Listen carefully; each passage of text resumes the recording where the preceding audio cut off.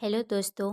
क्या आपने कभी महसूस किया है कि आपकी भावनाएं आपको नियंत्रित कर रही है बजाय इसके कि आप उन्हें नियंत्रित करें? क्या कभी ऐसा हुआ है कि गुस्सा, उदासी या डर ने आपकी सोच को धुंधला कर दिया हो? हम सब ने कभी न कभी यह महसूस किया है, लेकिन क्या होगा अगर हम अपनी भावनाओं को समझ लें और उन्हें अपने पक्ष में काम करने का तरीका सीख लें? आपका स्वागत है, जहां हम आपकी भावनाओं की भाषा को समझने के लिए गहरे सफर पर निकलेंगे। द लैंग्वेज ऑफ इमोशनल पुस्तक हमें सिखाती है कि कैसे हम अपनी भावनाओं को स्वीकार कर सकते हैं और उनका उपयोग अपने जीवन को बेहतर बनाने के लिए कर सकते हैं। आइए इस सफ़र की शुरुआत करें। दोस्तों, हम पहले इस किताब का पहला अध्याय जानेंगे, जिसका नाम है सचेत जीवन की रचना करना। इसमें यह समझाया गया है कि हमारी भावनाएं हमारे जीवन का हिस्सा है और अगर हम उसे सही तरीके से समझें तो हम अपने जीवन को ज़्यादा संतुलित और खुशहाल बना सकते हैं। हम अक्सर अपनी भावनाओं को दबाने या उनसे बचने की कोशिश करते हैं, क्योंकि हमें लगता है कि यह हमें कमज़ोर बना सकती है या हमारे जीवन में परेशानी पैदा कर सकती है। लेकिन जब हम अपनी भावनाओं को अनदेखा करते हैं, तो हम अपनी असल ज़िंदगी से कट जाते हैं और एक गहरी उलझन में फंस जाते हैं। इस अध्याय ने हमें यह बताया गया है कि हमारी भावनाएं वास्तव में हमें खुद को समझने और अपनी ज़रूरतों के बारे में जागरूक करने का एक तरीका है। हमारी भावनाएं हमें यह संकेत देती है कि हमें कब रुकने की ज़रूरत है, कब कुछ बदलने की ज़रूरत है और कब हमें किसी चीज़ को अपनी ज़िंदगी से बाहर करना चाहिए। इन भावनाओं को समझने का मतलब है अपने जीवन को सचेत तरीके से जीना। हम जब हम अपने भावनाओं से दूर भागते हैं या उन्हें दबाने की कोशिश करते हैं, तो यह हमारे अंदर संचित होती जाती है और कभी न कभी ये बाहर निकल कर हमें मुश्किलों का सामना करा सकती हैं। जैसे कि जब कोई व्यक्ति गुस्से में होता है, तो उसकी भावना उसे यह बताती है कि उसे किसी चीज़ से नाराज़गी है या कुछ गलत हो रहा है। अगर हम उस गुस्से को समझने की बजाय उसे दबा देते हैं, तो ये हमारे अंदर और गहरा हो जाता है और बाद में यह हमारी मानसिक स्थिति पर असर डाल सकता है। इस अध्याय में एक महत्वपूर्ण बिंदु यह बताया गया है कि हमारी भावनाओं को समझने और उनके साथ सही तरीके से पेश आना हमारे जीवन को बेहतर बना सकता है। जब हम अपनी भावनाओं को स्वीकार करते हैं और उनका सामना करते हैं, तो हम अपनी ज़िंदगी को जागरूक तरीके से जीने लगते हैं और ये जागरूकता हमें हमारे जीवन की सही दिशा चुनने में मदद करती है। अब इस पहले अध्याय से हमें यह सीखने को मिलता है कि अपनी भावनाओं को समझना और उन्हें अपनाना एक महत्वपूर्ण कदम है। जब हम अपने अंदर की भावनाओं को पहचानने लगते हैं और उनके साथ काम करना सीखते हैं, तो हम अपनी ज़िंदगी को पूरी तरह से जागरूक तरीके से जी सकते हैं। अब हम दूसरे अध्याय पर आते हैं। इस अध्याय में लेखिका ने अपने व्यक्तिगत यात्रा को साझा किया है, जिसमें उन्होंने अत्यधिक सहानुभूति को समझा और ये सीखा कि इसे कैसे संतुलित किया जाए। लेखिका ने बताया कि जब वह दूसरों की भावनाओं के साथ अत्यधिक सहानुभूति रखती थी, तो ये शुरुआत में बहुत कठिन था। वह हर समय दूसरों की भावनाओं को अपनी भावनाओं से जोड़ने की कोशिश करती थी और ये कभी-कभी उन्हें मानसिक रूप से थका देता था। जैसे ही वह दूसरों के दर्द दर्द को महसूस करती, उनकी भावनाओं का असर खुद पर भी पड़ने लगता था, लेकिन वह यह समझ नहीं पाती थी कि यह इतना भारी क्यों हो जाता है। इसी अध्याय में लेखिका ने बताया कि सहानुभूति का सही उपयोग करना बहुत ज़रूरी होता है। जब हम दूसरों की भावनाओं को अपने ऊपर इतना हावी होने देते हैं, तो हम खुद को खो सकते हैं। सहानुभूति का मतलब सिर्फ यह नहीं कि हम किसी के दुख में शामिल हो जाएं, बल्कि इसका सही उपयोग यह है कि हम समझें और उनके साथ खड़े हों, लेकिन अपनी भावनाओं को भी सुरक्षित रखें। ये यात्रा लेखिका के लिए एक बहुत ही कठिन अनुभव रही, लेकिन उन्होंने धीरे धीरे ये सीखा कि सहानुभूति का मतलब केवल दर्द को महसूस करना नहीं है, बल्कि हमें अपनी सीमाओं का भी ध्यान रखना होता है। उन्होंने बताया कि सहानुभूति की शक्ति का उपयोग संतुलित तरीके से करना चाहिए, ताकि हम दूसरों की मदद भी कर सकें, लेकिन खुद को भी मानसिक रूप से स्वस्थ रख सकें। इस अध्याय में यह भी बताया गया है कि जब हम दूसरों के साथ सहानुभूति रखते हैं, तो हमें अपने खुद के भावनात्मक सीमाओं को समझने की ज़रूरत होती है। अगर हम ये समझने में असफल रहते हैं, तो हम खुद को ही नुकसान पहुंचा सकते हैं। ये महत्वपूर्ण है कि हम अपने सहानुभूति को एक शक्ति के रूप में प्रयोग करें, न कि एक बोझ की तरह। अब हम तीसरे अध्याय पर आते हैं।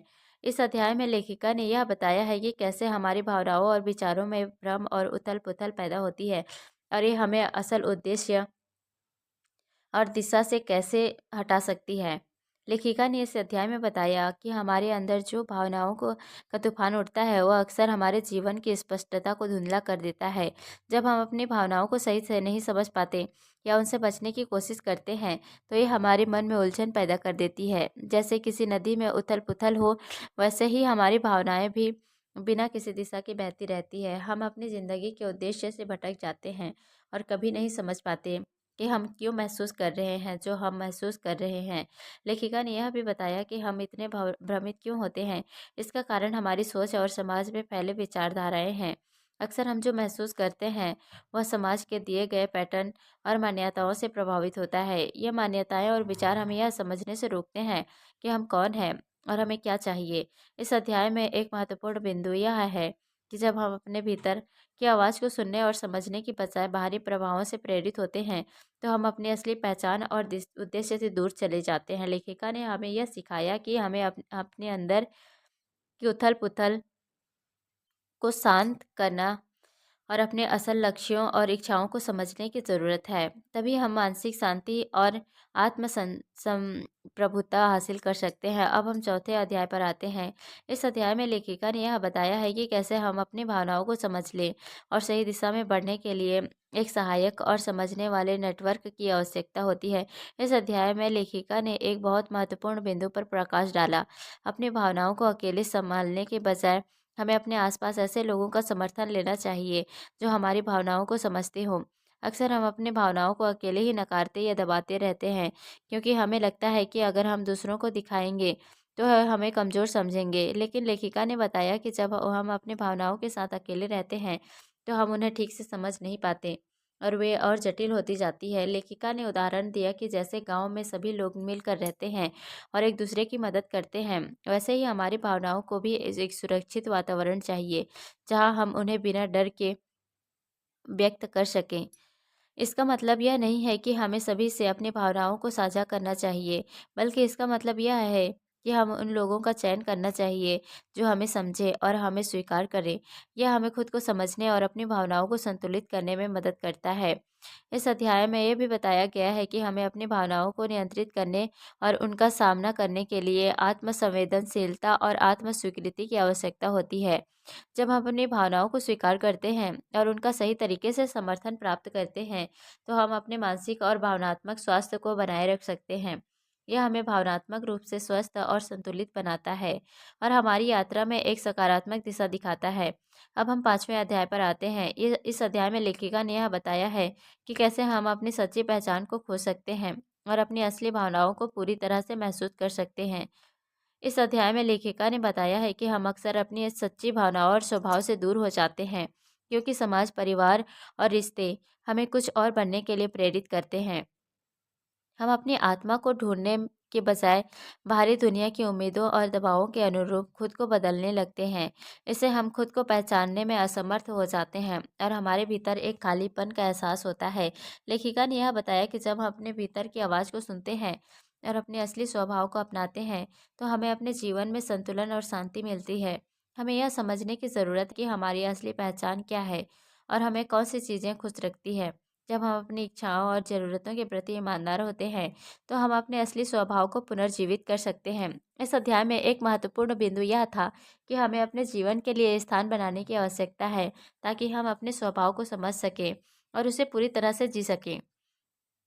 लेखिका ने यह बताया कि जब हम अपने जीवन में शांति और संतुलन की ओर बढ़ते कदम बढ़ाते हैं, तो हम अपने असली स्वभाव को फिर से महसूस कर सकते हैं।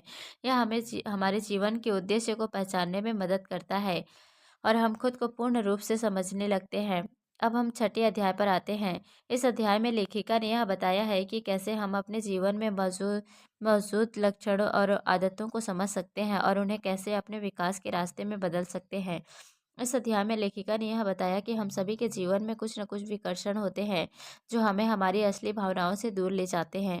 ये विकर्षण, जैसे कि लतें, आदतें या फिर अपनी समस्याओं से बचने की कोशिश, हमें हमारी वास्तविक स्थिति से भटका देती है। हम अपनी परेशानियों का सामना करने में के बजाय उनसे बचने के लिए बाहरी चीज़ों में डूब जाते हैं, जैसे कि मोबाइल, टीवी, खाना या फिर कुछ और। लेखिका ने यह भी बताया कि जब हम इन विकर्षणों को समझते हैं और उन्हें हमारी मानसिक स्थिति से जोड़ते हैं, तो हम यह समझ सकते हैं कि ये हमें असल में क्या सिखा रहे हैं। हमारे विकर्षण हमें एक संकेत देते हैं कि हम किसी गहरी भावना या समस्या से बचने की कोशिश कर रहे हैं। वही वह समय होता है जब हमें जागरूक होने की आवश्यकता होती है। इस अध्याय में लेखिका ने यह बताया कि हमें विकर्षणों को नकारने की बजाय उन्हें समझना चाहिए।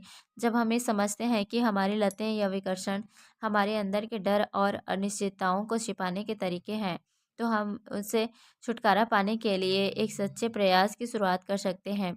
जागरूकता हमें ये सिखाती है कि हम किसी भी विकर्षण से भागने की बजाय उन्हें समझना चाहिए। जब हम ये समझते हैं कि हमारी लतें या विकर्षण हमारे अंदर के डर और अनिश्चितताओं को छिपाने के तरीके हैं, तो हम उनसे छुटकारा पाने के लिए एक सच्चे प्रयास की शुरुआत कर सकते हैं। जागरूकता हमें ये सिखाती है कि हम किसी भी विकर्षण से भागने की बजाय अपने अंदर के भय और असुरक्षा का सामना करें। लेखिका ने यह भी कहा कि जागरूकता ही हमें इस यात्रा में आगे बढ़ने का रास्ता दिखाती है। जब हम खुद को इन विकर्षणों के प्रति जागरूक करते हैं, तो हम उन्हें अपने विकास के एक हिस्से के रूप में देख सकते हैं। इससे हम न केवल इन विकर्षणों से उभर सकते हैं, बल्कि उन्हें अपने व्यक्तिगत विकास और भावनात्मक संतुलन के रास्ते पर बदल सकते हैं। अब हम 7वें अध्याय पर आते हैं। इस अध्याय में लेखिका ने यह बताया है कि कैसे हमारे व्यक्तिगत आघातों का अनुभव हमें आत्मनिर्माण की प्रक्रिया में मदद कर सकता है और हमें एक मजबूत और समझदार इंसान बना सकता है। इस अध्याय में लेखिका ने यह बताया है कि बहुत बार हम अपने जीवन की सबसे बड़ी पीड़ा और आघातों से गुजरने के बाद अनजाने में दूसरों के लिए उपचारक बन जाते हैं। यह आघात, चाहे वह मानसिक हो या शारीरिक, हमें अपनी संवेदनाओं और अनुभवों के प्रति अधिक जागरूक बना देता है। लेखिका ने बताया कि यह आघात केवल हम तोड़ता नहीं है, बल्कि हमें अपनी भावनाओं को समझने और दूसरों के साथ सहानुभूति रखने की गहरी क्षमता भी प्रदान करता है। लेखिका ने इस बात को लेखी रेखांकित किया, जब हम अपने आघातों से उबरने की प्रक्रिया में होते हैं, तो हमें खुद को और अपनी भावनाओं को समझने की एक नई दृष्टि मिलती है। यह आत्मनिर्माण की प्रक्रिया का एक महत्वपूर्ण हिस्सा होता है, जिसमें हम अपनी कठिनाइयों से कुछ सीखते हैं और उनका उपयोग अपने जीवन को सुधारने के लिए करते हैं। इसी तरह से आघात हमें दूसरों के दर्द को समझने और सहानुभूति दिखाने की शक्ति प्रदान करता है। लेखिका ने कहा कि जब हम अपने भीतर के उपचारों को पहचानते हैं, तो हम न केवल अपने दुखों से उभरते हैं, बल्कि दूसरों को भी सहारा देने के काबिल बनते हैं। ये एक गहरी यात्रा है, जहाँ हम अपनी आंतरिक शक्ति को पहचानते हैं और उनसे दूसरों की भलाई के लिए प्रेरित प्रयोग करते हैं।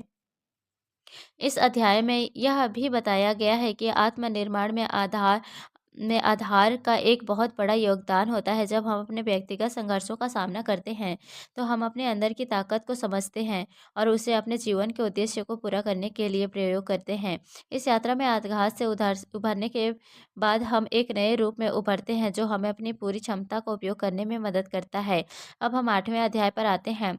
इस अध्याय में लेखिका ने यह बताया है कि हमारे आधार और भावनाओं किस तरह से एक दूसरे से जुड़ी होती है और यह कैसे हमें शांति और संतुलन की ओर मार्गदर्शन करती है।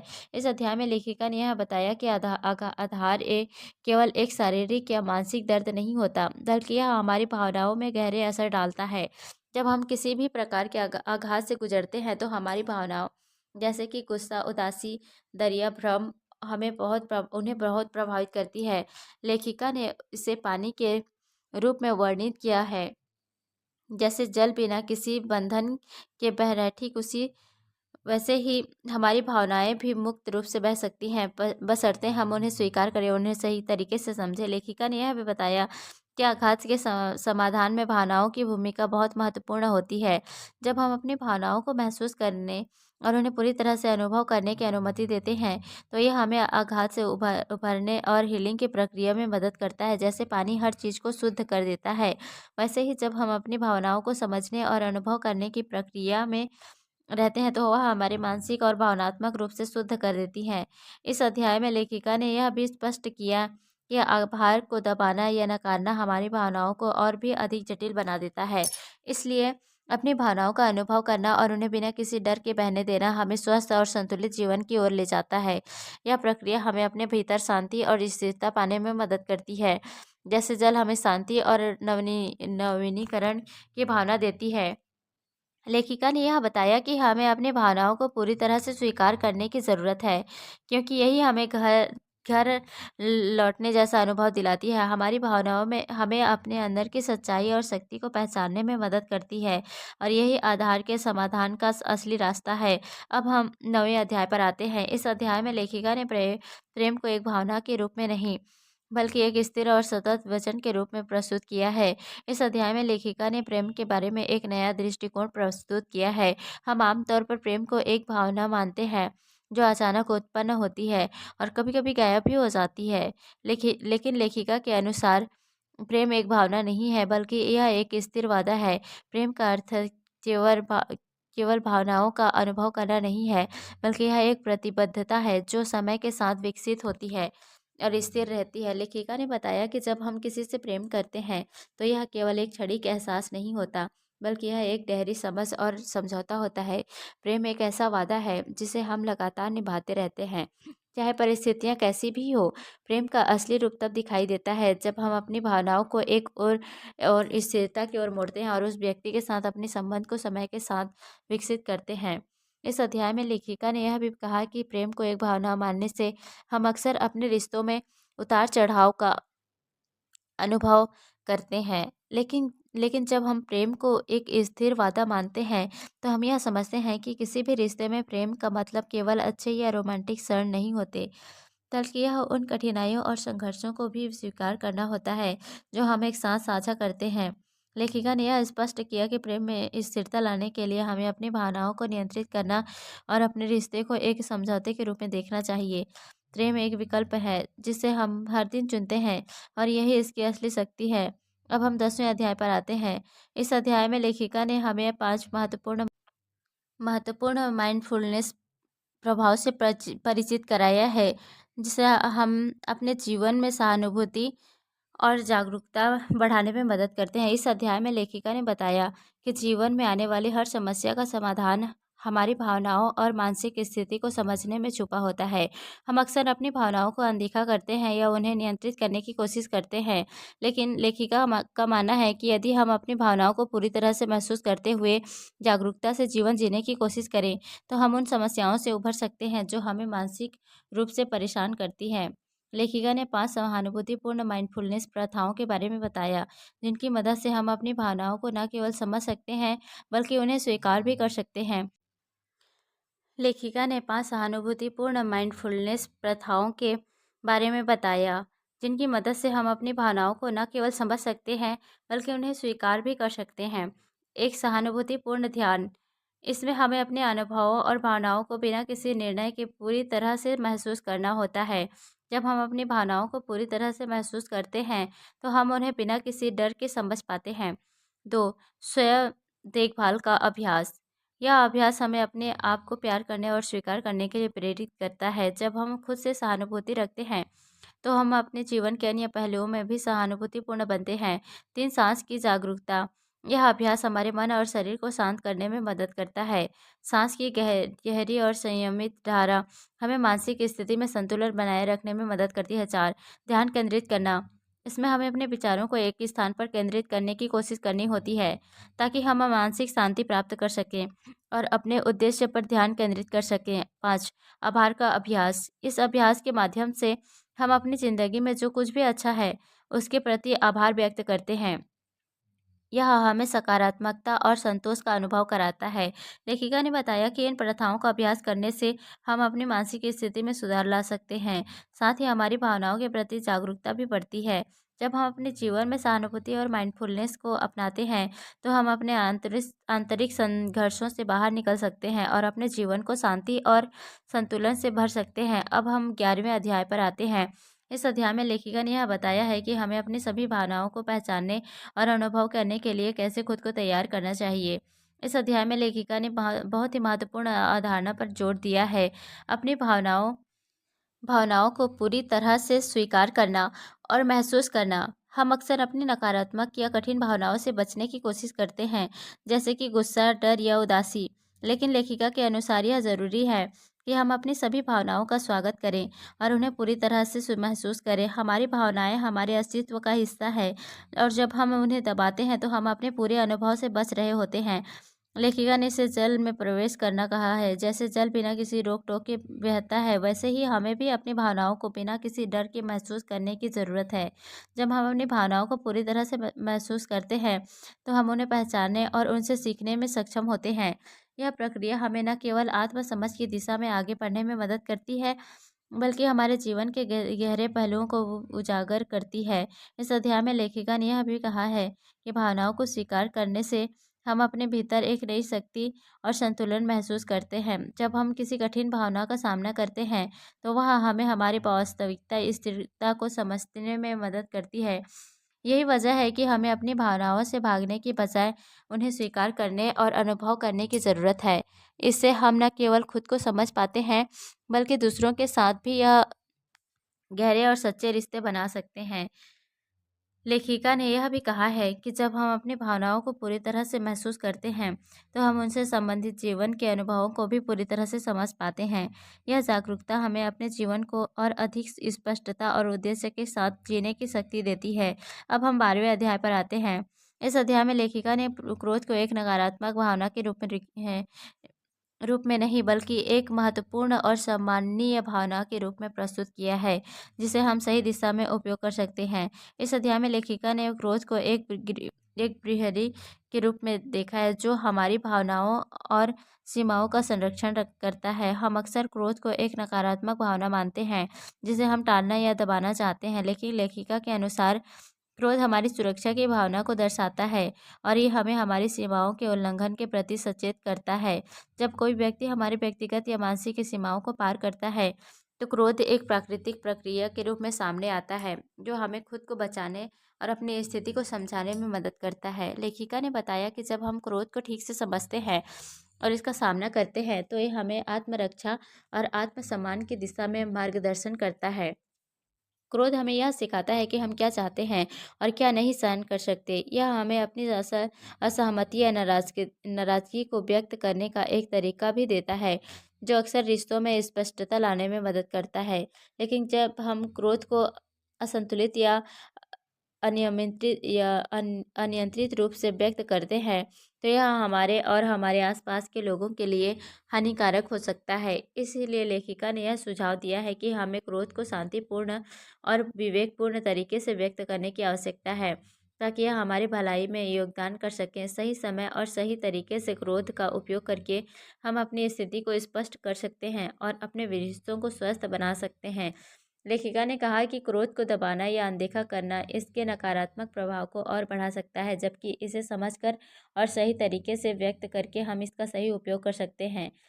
क्रोध हमें अपने अधिकारों और सीमाओं की रक्षा करने का तरीका सिखाता है, और जब हम इसे सही दिशा में लागू करते हैं, तो ये हमारे लिए एक शक्तिशाली उपकरण बन जाता है। अब हम 13वें अध्याय पर आते हैं। इस अध्याय में लेखिका ने बताया है कि कभी-कभी हम अपनी नकारात्मक भावनाओं को छिपाने के लिए उदासीनता और ऊब का सहारा लेते हैं, विशेषकर जब हम क्रोध से निपटने की कोशिश कर रहे होते हैं। लेखिका ने यह बताया कि जब हम क्रोध या किसी अन्य तीव्र भावना का सामना नहीं करना चाहते, तो हम अक्सर इसे दबा देते हैं और इसके बजाय उदासीनता या ऊब को महसूस करते हैं। उदासीनता और ऊब क्रोध को एक सुरक्षात्मक मुखौटा की तरह छिपाने का काम करती है। हम इन भावनाओं को महसूस करते हैं क्योंकि वे हमें असहज या आक्रामक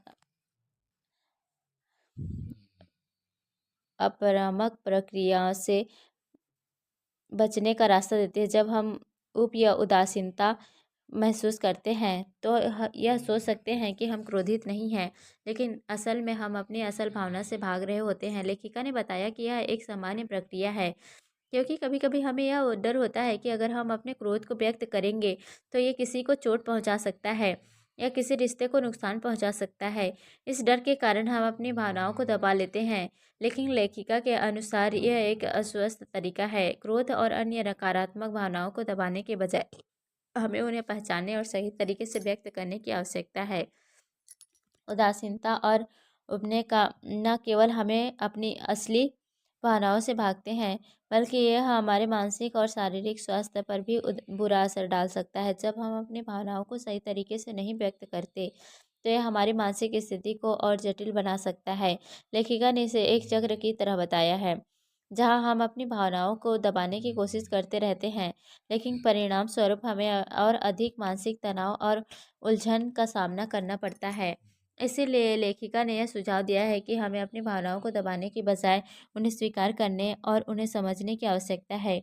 जब हम अपनी असली भावनाओं को बिना डर और शर्म के महसूस करते हैं, तो हम अपनी आंतरिक स्थिति को बेहतर तरीके से समझ सकते हैं और अपने जीवन में संतुलन ला सकते हैं। अब हम 14वें अध्याय पर आते हैं। इस अध्याय में लेखिका ने लज्जा और अपराध बोध की भावनाओं के महत्व को समझाया है और ये बताया है कि इन भावनाएं हमारी अखंडता यानी इंटेग्रिटी को कैसे प्रभावित करती हैं। लेखिका ने इस अध्याय में लज्जा और अपराध बोध को दो ऐसी भावनाओं बताया है जो अक्सर हमें अपने अस्तित्व को लेकर असहज और असंवेदनशील बना देती है। लज्जा तब उत्पन्न होती है जब हम महसूस करते हैं कि हम किसी सामाजिक या व्यक्तिगत मार्ग पर खरे नहीं उतर रहे हैं। वहीं अपराध बोध किसी स्थिति में उत्पन्न होता है जब हम महसूस करते हैं कि हमने किसी अन्य व्यक्ति के साथ अन्याय किया है या किसी नियम का उल्लंघन किया है। ये दोनों भावनाएं हमें अपनी आत्मकांक्षी का नुकसान पहुंचाती है और हमें अपनी अखंडता को महसूस करने में रुकावट डालती है। लेखिका ने यह बताया है कि लज्जा और अपराध बोध अक्सर हमें यह सोचने पर मजबूर कर देते हैं कि हम खुद से प्यार करने के काबिल नहीं हैं या हम अपने कार्यों के कारण दूसरों से नफरत करने के योग्य है। लेकिन असल में ये भावनाएं हमें हमारे कार्यों की ओर ध्यान आकर्षित करने का एक तरीका है ताकि हम अपनी गलतियों को समझें और उन्हें सुधार सकें। ये भावनाएं हमें आत्ममूल्य और समझ की ओर मार्गदर्शन करती है, जिससे हम अपनी गलतियों से सीख सकते हैं और आगे बढ़ सकते हैं। लेखिका ने यह भी बताया कि जब हम अपनी लज्जा और अपराध बोध को स्वीकार करते हैं और इनसे बचने के बजाय इनका सामना करते हैं, तो हम अपनी अखंडता को फिर से स्थापित कर सकते हैं।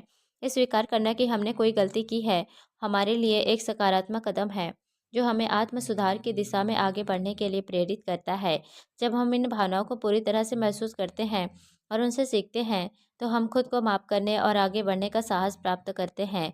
अब हम 15वें अध्याय पर आते हैं। इस अध्याय में लेखिका ने घृणा की भावना को समझने और उसके गहरे अर्थ को उजागर करने का प्रयास किया है। घृणा को हम अक्सर एक नकारात्मक और हानिकारक भावना के रूप में देखते हैं, जिसे हम दूर दूर करने की कोशिश करते हैं। लेकिन लेखिका ने इस अध्याय में इसे एक दहन दर्पण के रूप में पेश किया है, जो हमें हमारे भीतर के गहरे डर और सुरक्षाओं और अतीत के दर्द को दिखाती है। घृणा असल में हमारे भीतर की एक ऐसी भावनाओं का प्रतिबिंब होती है जिन्हें हम खुद से या दूसरों से छिपाते हैं।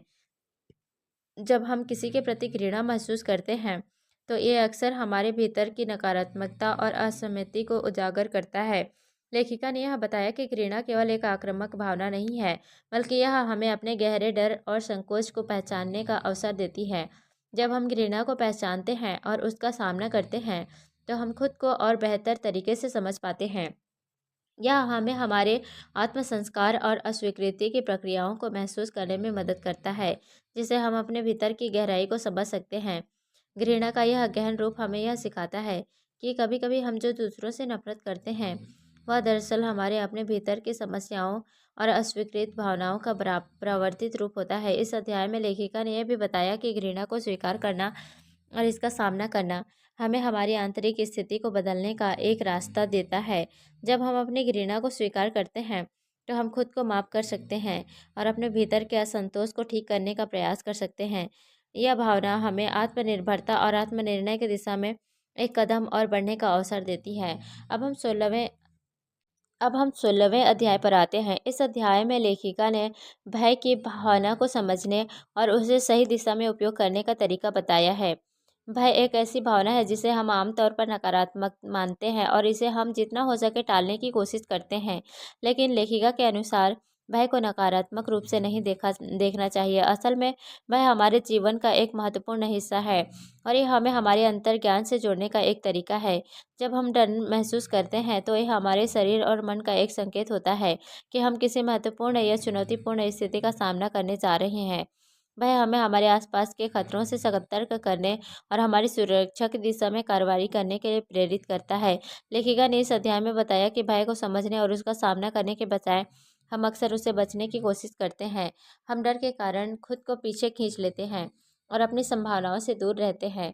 लेकिन लेखिका के अनुसार भय को स्वीकार करने और उसका सामना करने से हम अपने आत्मविश्वास को बढ़ा सकते हैं और अपने डर को चुनौती देने की शक्ति प्राप्त कर सकते हैं। जब हम भय का सामना करते हैं तो ये हमारे अंतर्ज्ञान को सक्रिय करता है और हमें सही कदम उठाने की प्रेरणा देता है। भय न केवल हमें हमारी सीमाओं का एहसास कराता है, बल्कि ये हमें आगे बढ़ने और विकास करने का अवसर भी प्रदान करता है। इस अध्याय में लेखिका ने यह भी बताया कि भय और अंतर्ज्ञान एक दूसरे से जुड़े होते हैं। जब हम भय को सही तरीके से महसूस करते हैं तो ये हमें सही समय पर सही निर्णय लेने की क्षमता प्रदान करता है। भय के साथ साथ हमारे अंतर्ज्ञान का काम करना हमें अधिक सशक्त और संतुलित बनाता है। तो दोस्तों, द लैंग्वेज ऑफ इमोशन ने हमें यह सिखाया कि हमारी भावनाएं सिर्फ प्रतिक्रियाएं नहीं होती, बल्कि यह हमारी आंतरिक भाषा है जो हमें जीवन के सही रास्ते पर चलने के लिए मार्गदर्शन करती है। अब जब जानते हैं कि अपनी भावनाओं को कैसे समझें और उनका सम्मान करें, तो अपने जीवन यात्रा को और भी सुंदर और समृद्ध बनाने के लिए तैयार हो जाइए। अगर आपको इस वीडियो से कुछ नया और प्रेरणादायक मिला हो तो कृपया कमेंट में ज़रूर लिखें और इसे लाइक करें, शेयर करें और चैनल को सब्सक्राइब करें, ताकि आपको और भी रोचक और शिक्षाप्रद सामग्री मिलती रहे। आपका एक छोटा सा कदम हमारे लिए बड़ी प्रेरणा बनता है। तो जुड़े रहिए हमारे साथ और अपने सीख की यात्रा को जारी रखें। हम फिर मिलेंगे एक नई वीडियो के साथ। तब तक के लिए खुश रहिए, स्वस्थ रहिए। धन्यवाद।